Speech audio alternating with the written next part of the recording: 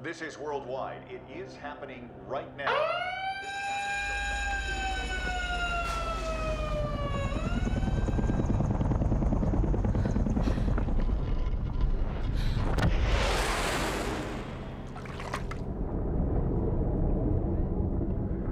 I totally approach sound as a character. For me, sound in the film is a character, is a language. So we have to really think about that character as a meaning, as a brain, as a way to say things. It's pure emotion for me.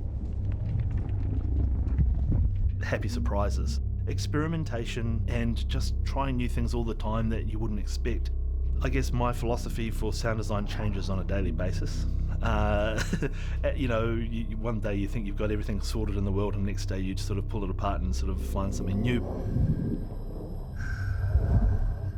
Each film that you work on is somebody's vision that they've been working on for sometimes decades. The sound is on the last leg of the chain. And so there's so many people's hearts and souls that have poured into a film, and you really want to do that as much service as you can. And so you're very mindful of that every day when you're working, trying to get the spirit of a huge number of artists into the sound that you're making.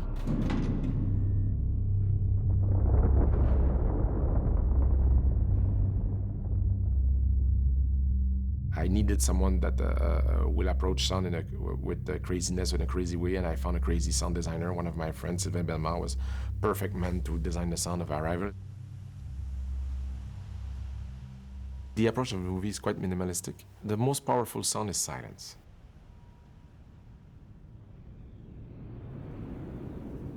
My first conversation with Denis was really into something to create a mood with the sound, and it's not only to represent the image that we see on the screen, it's to try to bring another sort of music. This is what sound design is about. It's another sort of music also, another sort of rhythm, but at the same time to be very clever to not overwhelm the image, because Denis, as many directors, do not want the sound to take us away from the scene. I'm like the slave of the image. So when you come to sound, you open the door to another level of perception, and I really love it. Alpha detail is in position. Team is in position. We're on the move.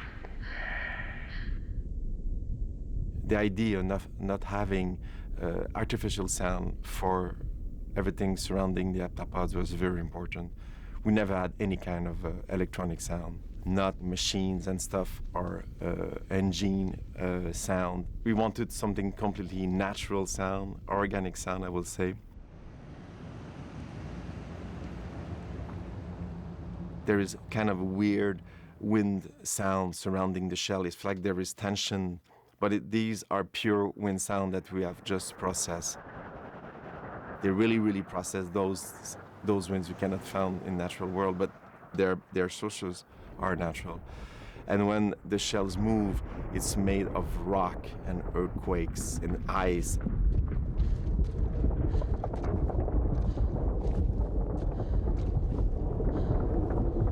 I think we can really feel in the film that the texture of the sound, there is something, the scale of the sound, the range of the sound is I think is really beautiful, because these are coming from real textures. We need to be talking to each other. You want to talk to them? Find out what this means.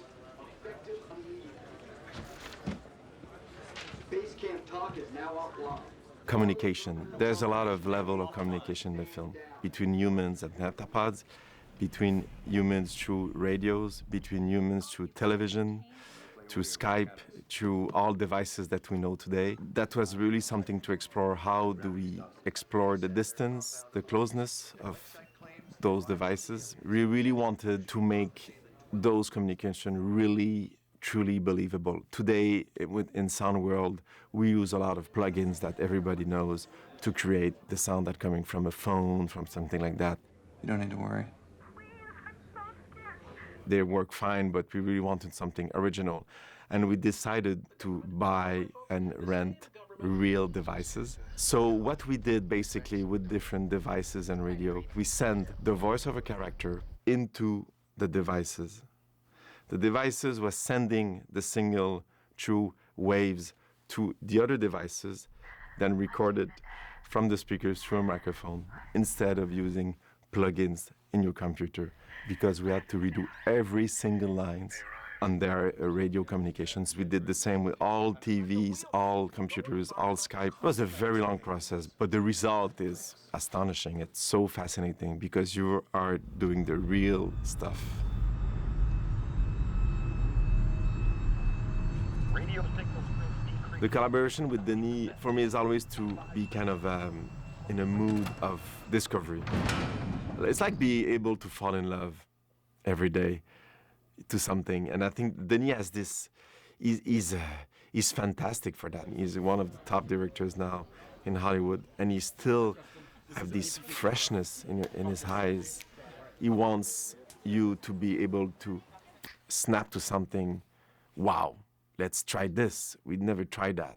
Why not? For instance, to play with the birds. Of course, the birds was part of the script. When they arrive to the shell, they do like miners go to the mine with a little bird to make sure to see where if there's enough oxygen. And the bird is there singing. And the great idea was to bring back that bird to the nightmare scene. I mean, I've had a few dreams, but I don't. When the sound of the birds is coming closer, closer, closer, and then we see that big heptapod. The bird was there as a very sensitive moment of mixing animals and real and unreal.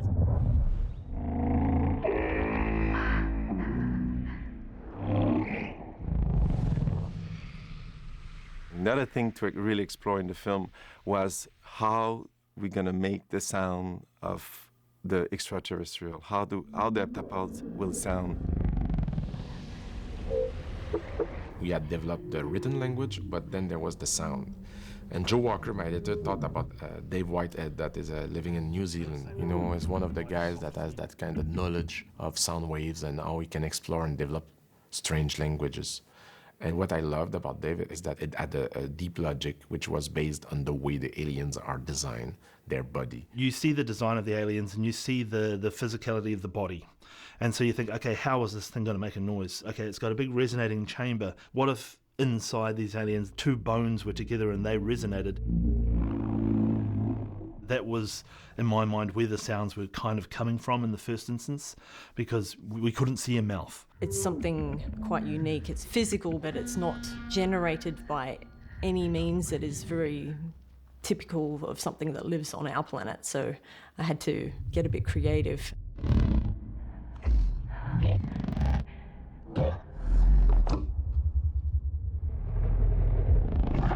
It was a real dream opportunity because we were given the vocals for the aliens, and it's like somebody saying, I'm making a cake and I want you to do the icing. Dave is kind of in a very fortunate position, because when he worked on District 9, it kind of sent out this business card to anyone that was making an alien sci-fi, like, this guy's got some pretty cool ideas. It's about looking at what the shape of the character is, trying to come up with your own philosophy as to how the sounds are made, and then applying it practically, and then hopefully you get the nod that it's good.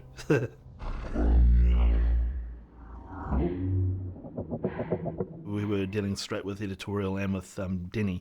One of the best things he said was that he wanted the aliens to sound sacred. Very intimidating, but at the same time very intelligent and very graceful, rather than just monstrous. And that he wanted this sacred sort of feeling to come from them. And, you know, it was really cool thinking about that, because, you know, you sort of think of whether it's a choir, sort of singing in a reverberant space, or an organ, the way the deep notes sort of, you know, resound in a room, or even being in a forest and hearing a bird in the distance.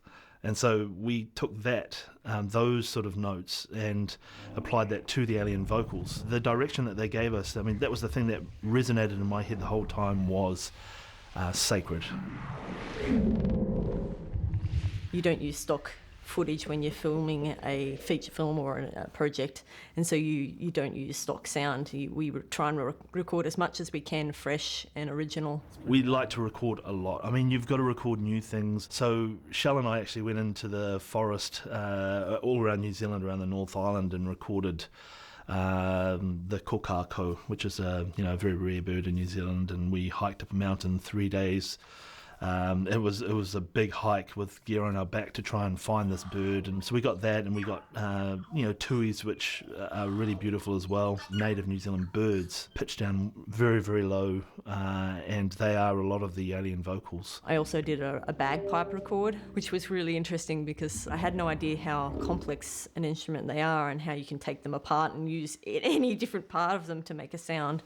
So I was just sort of getting him to squeeze the bag and blowing air through each of the different pipes and stuff, and also Maori instruments like the putarino and didgeridoos too. I played around with that, not so much making sounds with it as just breathing through it. We got rice paper that you make spring rolls out of, and we made this big lung out of it that could breathe, and that became some of the breath with liquid and water in it to try and make the alien's breath come to life. A very odd thing to do. You'd fill it up with water again and start blowing through the straw, and it would start making this new sound. It's like, oh, the holes, it's ripping apart, but now it sounds even better.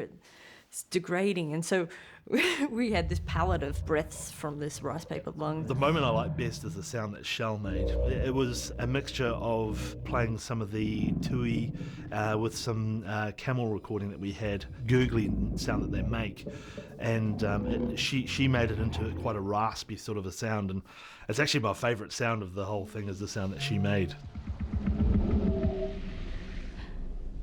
I think those are their names. Abbott and Costello were our two heptapods, and we tried to differentiate between the two, with one being slightly deeper and one being more high-pitched. One of them had more sort of a chuffing, more of these clicky pops than the other one did as well. And one of them had more deep sort of throbbing sort of sounds. So you kind of can visually see that they are different. The sound is very slight, but there are differences between the two. There was a lot more shaping and moving and polishing and stuff like that went into this particular sound design than anything else I've done. Going back and forth over stuff with Dave and picking and choosing things at work, and it was a lot like painting. You continually smear and blend and wash and dilute it and dissolve it, and yeah, it was a lot of fun. We had some great feedback from Denny, very clear when he didn't like something, very clear when he loves something. This is the perfect alien, which was really cool. It was really nice to get that sort of feedback from him. And you can't help but love those beautiful images that they shot. And it's just an honour to put sounds to something that looks so beautiful. It really, really is.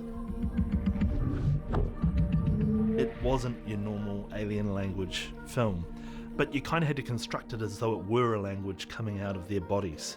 And so that was kind of really the trick, is to kind of give it enough signposts and enough shape to make it feel like they are communicating with us in an intelligent manner. It's an alien language, no one knows what it is, so it can be anything you want it to be, as long as the director likes it. And I'm very proud of the way the alien are talking. In fact, not talking, expressing emotions through sound.